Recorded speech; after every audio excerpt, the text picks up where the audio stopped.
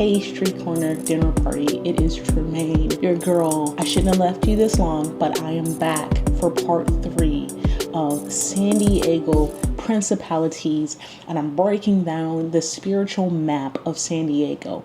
I'm going to touch on the Escondido today, so stay tuned. What I learned about Escondido is actually really fascinating. Obviously, it's a part of California and incorporated into San Diego County. What is known about it is that this is native land, Kumaye to be specific, and Luis Sueño. And because it is on native ground, obviously they didn't have a Christian religion, and we would say as Christians that's witchcraft. It's demonic. Any other god that is not Jesus is demonic. It is what it is. And I know people feel like it's cultural, but when you become a Christian, you forsake all culture. And if your culture has another god or gods, it's forsaken, it's pagan, it is not holy, it is unholy. I hope that helps. Now, after the Spanish took it over, Escondido was previously called Rancho Rincón del Diablo. That means the devil's corner.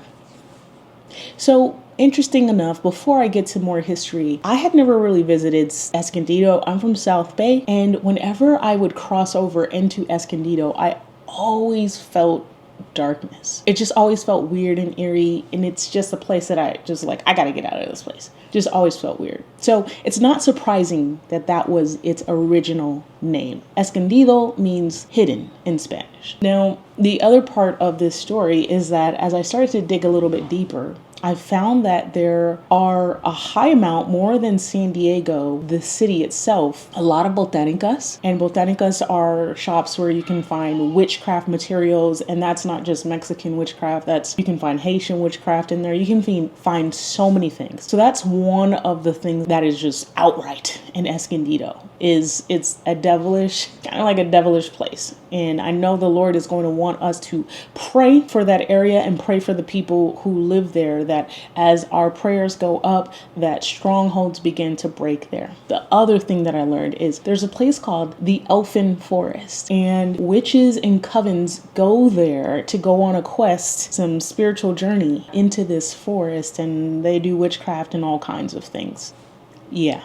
That forest is also known nationwide as the Bewitching Forest. A lot of people go there to hike on their leisure, but if you're a Christian, if you're someone who has a strong discernment, I would encourage you to be aware of that and not let it affect you. Obviously, you don't need to be afraid of anything. The word says that Jesus said that he had given us power to trample over serpents and scorpions and over all the power of the enemy, and nothing by no means shall harm us. So you don't need to be afraid, but just be aware. If you feel weird, dip out.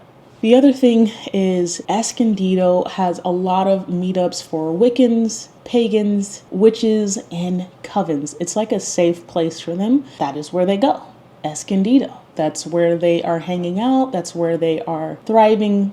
Obviously, there's probably more places in San Diego where that is true, but I wanted you to know this about Escondido so we know how to pray for the pastors, the churches, the Christians who are there, but also just the entire city of Escondido, which is in San Diego County.